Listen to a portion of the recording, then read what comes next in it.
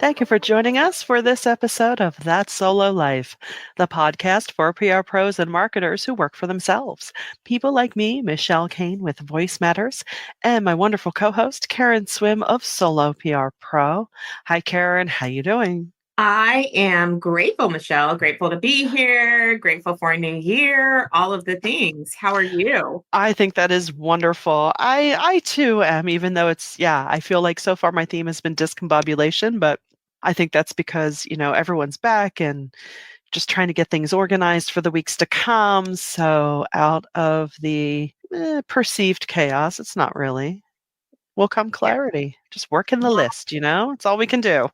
I think we're all feeling discombobulated, and that's a nice segue into our topic today. Yes, it is. Yes, today we're going to talk about, we often talk about solos who set up their shops as virtual agencies and really, micro agencies. But what if you what if you just rather prefer either making that shift or you just like working as a straight up solo? Yeah. We haven't talked about that too much lately, and I think that's where many of us sit. I know that's where I sit. I'll pull people onto a team, but I gratefully, both consciously and just the way I have designed my business, I don't have, people at the ready depending on my plate of work for theirs. It's just they're fellow solos, I guess I would say. And we just try to work together. So there are seasons in every solo's career. I think sometimes we forget that. We forget that just as in a corporate career, our careers will not always look the same year after year after year. There's nothing wrong with running a small agency. I do the same thing. However, I've had periods where it's less stressful to just do the work and to be on your own. And as you said, to tap into help when you need help with something, or to have somebody like an administrative person that can, help with reports and help with some of the administrative tasks. And so I think that this topic arose because last year, so many solos and people, period, just professionals, people that were working, were not happy in their jobs. And I want to speak to those people who have built that agency, have a team of people, but you are feeling the weight of it and you're burned out. You're not sure if you even want to continue this job.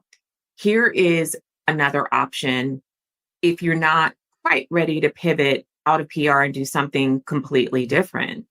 Right. I think in many cases, working as a pure solo gives you a little more fluidity It does. of the direction that you can take your work. It definitely does. I feel like when it's just you, and I've had those periods, it can be beautiful because in a weird way, you feel like you have more control over your time because you can do things exactly when you want them, exactly the way that you want to. And so there's a freedom that comes with it being just you and the work. I will also say for me personally, in those periods when it's just been me, it's allowed me to once again touch and feel all of the work Mhm. and reconnecting with that, even if it doesn't all go as planned initially, as you streamline down to just yourself, there is something satisfying about that. And it allows you to spot things that you can improve. Because when you take your hands off of the day to day and the tactical, and you step into that role of leader full on, do, and you have to become disconnected from the day to day work out of necessity because your role changes. So going back to that can not only be fulfilling, but it can be a great thing for your business. Yeah, that's so true. And I think too, it really helps you sharpen your tools because it's just you. And I know when I say that, your listeners might be thinking, "Oh, stop saying that. It's so scary." But honestly, it allows you to do certain types of work where, I mean, here's the deal. Right now, I've got a plate where I'm in charge And there are some things where I am not in charge. And it's a nice mix, I have to say. It gives that part of your brain a rest, and it does allow you to get in, do the work, experience it in the midst of the new AI tools and everything. And it just keeps you in the game a little bit. And I think in a way it's kind of wise because it keeps you prepared. No matter which way you decide to go, if you decide to, ramp up and build out your business again to have, an active team that's with you all the time, great. It makes you that much better for it. But if you just want to pare down, if you decide to say, you know what, I've had it. I just want to write. That's all I want to do. I don't want to do strategy. I don't want to think about those things for a while. I just want to seek out writing projects. That's okay. Yeah. Totally do that. Because you know what?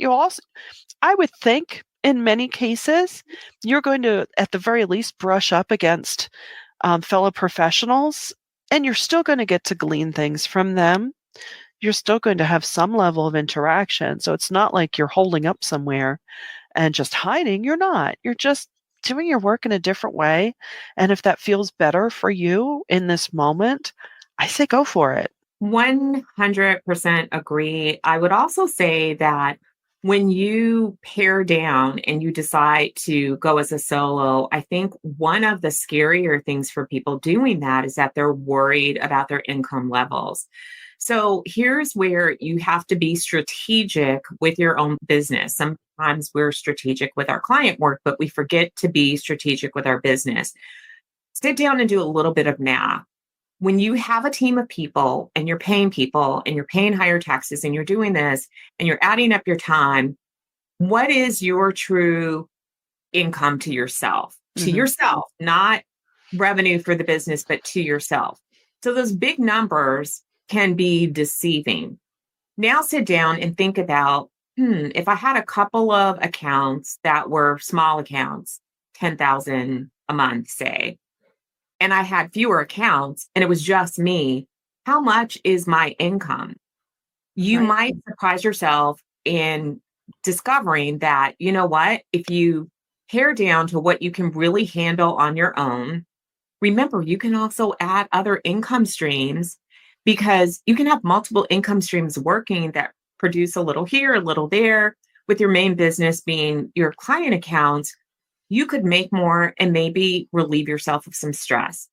I saw a story on social media this week, and it was from a woman founder who had handed over the reins of her company to a different leader after 7 years. And she described the kind of the final meeting where she was handing over the reins via Zoom. And by her own words, she said she cried through the entire meeting, but she Mm. didn't cry because she was sad. She didn't cry because she felt she had failed. She cried because she felt the weight lifting from her shoulders of carrying the people, carrying the organization, carrying the cause. Yeah. Some of you right now are feeling that burden.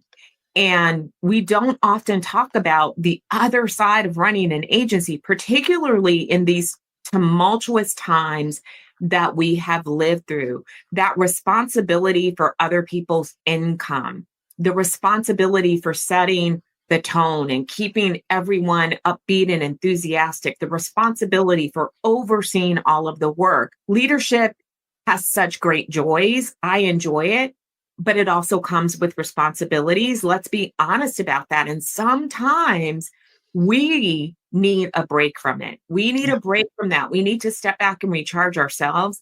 And I don't want anyone to feel that you failed if that's your decision today. It's not a failure, it's just another step in your journey. And I want to encourage you to be brave enough to take that step if that's what you need to do. And as I said, it can be so freeing. It can feel so good to just let it be about you and the work. There's a weird peace that comes. It's just like a peaceful way to work. It's like it's just you, and it's like I'm going to work a couple hours and then I'm going to go walk my dog or do a little laundry, or I'm going to cook myself a really nice lunch and sit down and actually enjoy it. I mean, whatever moves you, because you can structure your workday the way that you want, because for once you're only in charge of yourself. And if you haven't experienced this in a long time, I'm telling you, it can be really beautiful. Now, if you're humming along and you are happy leading a team and doing the things, and this is, of course, not for you, tuck it away for the day that may come in your future where it will be for you. Yeah, I agree. And I think, sometimes we put too much pressure on ourselves. I know that's a shock, but not just in this profession, because I have friends and colleagues in other professions that feel like, oh no, I should have a buzzing office, or I should have a lot of people in working in my business. And I ask them the question, well, what do you like to do? If you were able to make enough money to support yourself either way, would you rather be managing people and cultivating people, or would you rather be doing the work that brings you joy? And there's no wrong answer there. That's the beauty of it. Yeah. There really is no wrong answer. But if you're seeking a little peace and a little just ability to not be in charge all the time, then it could be time to just be a pure solo for a while. And That's okay. It doesn't mean you're not going to pick up work that involves a team along the way. No, I think that's what comes down to it, right? The way we run our businesses is because we want to structure them in the way that best suits us at any given time. I love that you said a mouthful, and you're right. And I feel that we're in this time where we are, the past couple of years, all of us collectively, the collective we of human beings that work, have really began to take a deep look at how we work, why we work, what really brings us satisfaction and fulfillment in our careers. And so we pushed back against some of those old, narratives that were pushed on us. Thank God we've seen death to the hustle heart culture. Oh, We've seen grinding go out of fashion. I never liked that. I don't think either. that, why are we grinding as human beings, grinding ourselves down to a stump? And that's really what we did. And we've reclaimed our desire and our hunger for having more in our life than just work, and striking a different balance. So I feel like it's in this season, it is a good time for us to consider why we're building and scaling in that way. Is it because we were on that train of build, build, build, and I got to have more and more and more? Because sometimes less truly is more, and less can give you the freedom to explore some avenues of your business that you might be missing now that you really enjoy. Yeah. And I will say that the older I get, the more this message resonates with me, that life is truly too short Hmm. to not be fulfilled in your work, to wake up every day dreading what you do, and to carrying around burdens and weights that you don't have to. Yeah. So if you need to free yourself, free yourself. And guess what? There's so many clients out there that actually want to work with a solo, especially in these times. They want you. So don't be afraid to do it. Yeah, I couldn't agree more. It's as the older I get as well. And I think that's what we've been speaking to as well. Life changes, whether you're raising a family, and as your children get older and age out, and maybe you just want to work differently, and that's totally okay. And I think, yes, the business landscape is speaking to that. Companies don't, even if you say, oh, it's a micro agency or it's a small agency, that may still, who knows, some people that may still scare them away. But if you just say, no, I'm your comms pro, I'm your marketing department. You don't have one, now you do. It's me. And I think you can still have a very fulfilling career. And I encourage everyone, just sit back and take stock. I think it's so easy for all of us to just steam ahead. Okay, this is what I do. This is what I do this month. This is what I do this time of year. Boom, boom, boom. And just take a minute and think, check in with yourself. All right, how does this feel? Does this still feel good to me? Am I still doing this out of necessity, or am I doing it because I want to? So there's all of our challenges. I'm talking to me too. So well, we hope you've gotten something out of our time together today. If you do, please do share this episode around. We would so appreciate that. pop in a review here and there, and always be on the lookout. Sign up for news at soloprpro.com because, as we announced last week, the doors will soon be opening for membership. So until next time, thanks for listening to That Solo Life.